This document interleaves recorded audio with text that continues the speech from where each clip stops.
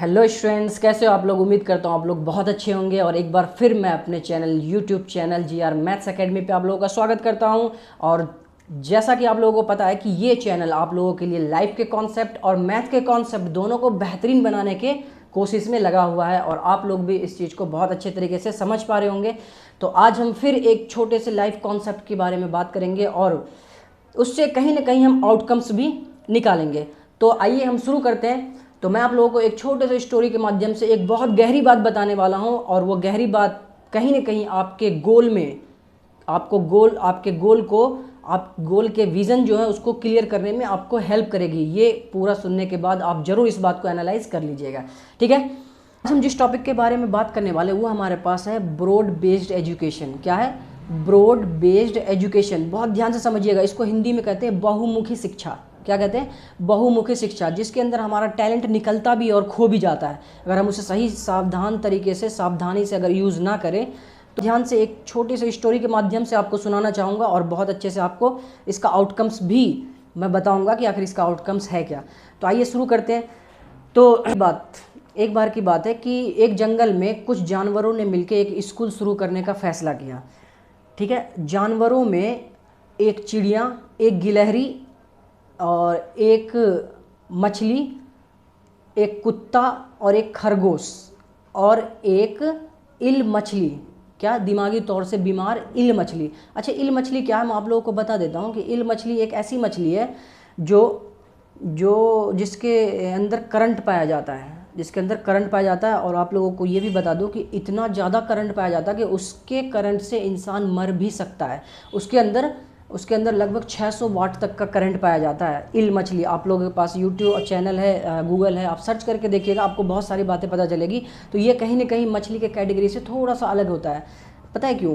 क्योंकि ये एक ऐसा मछली है जिसको सांस लेने के लिए नदी से बाहर आना पड़ता है, ठीक है। तो इसलिए इस मछली को भी इस स्टोरी को कंप्लीट करने में शामिल किया गया है, ठीक है। तो एक स्कूल बनाया गया और उसमें ये सारे स्टूडेंट्स थे। तो पाठ्यक्रम को जारी करने के लिए एक बोर्ड बनाया गया, जैसे एजुकेशन बोर्ड होता है हमारा, एक बोर्ड बनाया गया और बोर्ड ने यह फैसला किया कि इस स्कूल में बहुमुखी शिक्षा दी जाएगी, जिसमें उड़ना, पेड़ पर चढ़ना, बिल खोदना और तैरना, ये सारी चीज़ें सिखाई जाएगी, ठीक है। ये सारे सिलेबस होंगे, जैसे हम पाठ्यक्रम हिंदी, इंग्लिश, मैथ पढ़ते हैं ना, उन्हीं में ये सीखने का तरीका था। तो यहाँ पे सभी जानवरों को सारी शिक्षा सीखने की आज़ादी मिलेगी। तो होता यूँ है कि चिड़िया उड़ान भरने में तो माहिर थी, लेकिन और उसमें उसे ए ग्रेड भी मिला, उस विषय में ए ग्रेड भी मिला, लेकिन जब बिल खोदने की बारी आई तो उसने अपना चोंच और पंख तुड़वा लिया। बिल खोदने के चक्कर में उसने तुड़वा लिया और वहाँ पे वो असफल साबित हो गई। और ये इस असफलता का ऐसा दिमाग पे नशा चढ़ा कि वो उड़ने में भी सक्षम नहीं हो पाई और उड़ान भरने में भी उसे सी ग्रेड मिलने लगा, ठीक है। उड़ान भरने में भी उसे सी ग्रेड मिलने लगा। और गिलहरी पेड़ पे चढ़ने में तो बहुत सफल हुई, उसे ए ग्रेड मिला उस विषय में, लेकिन जब तैरने की बारी आई तो वहाँ भी उसे असफलता प्राप्त हुई, वो तैर नहीं पाई। मछली तैरने में तो बहुत अच्छी तैराक थी, लेकिन वो पानी से बाहर निकल ही नहीं सकते थे, इसलिए बाकी सारे विषयों में वो असफल हो गई, फेल हो गई। कुत्ता तो स्कूल गया ही नहीं, उसने फीस भी जमा नहीं करी और वह बोर्ड ऑफ एजुकेशन से इस बात पे लड़ता रहा कि पाठ्यक्रम में भौंकना भी शामिल कराया जाए। खरगोश को बिल खोदने में ए ग्रेड मिला, लेकिन पेड़ पर चढ़ने में उसे इतनी मुसीबत हुई कि वो बार बार इस विषय में फेल हो रहा था। और यहाँ तक कि एक दिन ऐसा हुआ कि वो पेड़ पे चढ़ने के चक्कर में वो जब ज़मीन पे गिरा तो उसका ब्रेन डैमेज हो गया और वह बच तो गया, लेकिन वो इतना बीमार हो गया कि वह बिल खोदने में भी असमर्थ साबित हुआ और उसे उसमें भी सी ग्रेड मिल गया। आखिरकार बीमार इल मछली जो है वो हर काम को अधूरे ढंग से उसने कंप्लीट किया, भले ही अधूरे ढंग से, लेकिन हर काम को उसने थोड़ा थोड़ा कंप्लीट किया और उसको उस स्कूल का उत्तम छात्र की उपाधि दी गई और उसे सारी शिक्षा थोड़ी थोड़ी प्राप्त हुई। तो बोर्ड खुश था इस बात को लेके कि हर स्टूडेंट को, हर छात्र को बहुमुखी शिक्षा मिल रही है, ब्रॉड बेस्ड एजुकेशन मिल रहा है। लेकिन कहीं ना कहीं वो अपने टैलेंट को, अपने बर्थ टैलेंट को कहीं ना कहीं खोते भी जा रहे थे। तो इसलिए ये स्टोरी जो आप लोगों के लिए था, ये बहुत इंपॉर्टेंट रोल करता है।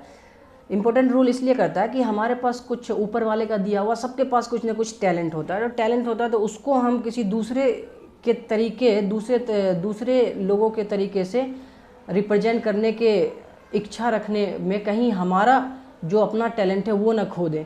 तो सबसे अच्छी बात है कि अपने अंदर के टैलेंट पे काम कीजिए, तो उसी में आपको कहीं ना कहीं सक्सेस बहुत अच्छा मिलेगा। अब चिड़ियाँ उड़ना तो जानती है, लेकिन पेड़ पे चढ़ने से उसे प्रॉब्लम है नहीं, जब और पानी में तैर नहीं सकती। आप उससे पानी में तैराइएगा तो कैसा होगा। आप एक एग्जांपल लीजिए ना अभी मछली का। मछली पानी में एक नंबर तैराक साबित होती है, लेकिन उसी मछली को उठा के आप ज़मीन पे रख दीजिए, बाहर रख दीजिए उठा के पानी से, और उसे बोलिएगा कि चल यहाँ से तैर, मतलब दौड़ भाग ज़मीन पे, तो उससे होगा? ये नहीं होगा। तो जिससे जो काम होता है वो, इसका मतलब ये नहीं है कि वो अच्छी खिलाड़ी नहीं है, वो अच्छी खिलाड़ी, लेकिन अपने सेक्टर में उसका एक अपना बर्थ टैलेंट है। ठीक है। तो इस पूरी स्टोरी की एक कंक्लूज़न अगर मैं बताऊं तो मैं इस बात को इस तरीके से समझता हूं और इस तरीके से समझाने की कोशिश करता हूं कि 100 जगह 100 मीटर गड्ढा खोदने से पानी नहीं निकलता। अगर आप एक जगह 1000 मीटर गड्ढा खोद दीजिएगा तो पानी आपको वहाँ से मिल जाएगा। तो इस बात को आप लोग भी समझ पाए होंगे, और मैं उम्मीद करता हूँ कि आप लोग इसको समझ भी पाए होंगे और बहुत बेहतर तरीके से अपने टैलेंट पे काम कीजिए, बहुत अच्छे तरीके से, और ज़्यादा से ज़्यादा चीज़ों को शेयर कीजिए, ज़्यादा लोग तक पहुँचे, ताकि वो अपने काम को बहुत बेस्ट लेवल पे ला सके अपने सेक्टर में, जो उन चीज़ को सही से कर सकते हैं, और दूसरे के तरीके से बनने के चक्कर में अपने आप को ना खोएं। ठीक है। तो ये इस कहानी का सबसे अच्छा कंक्लूज़न था।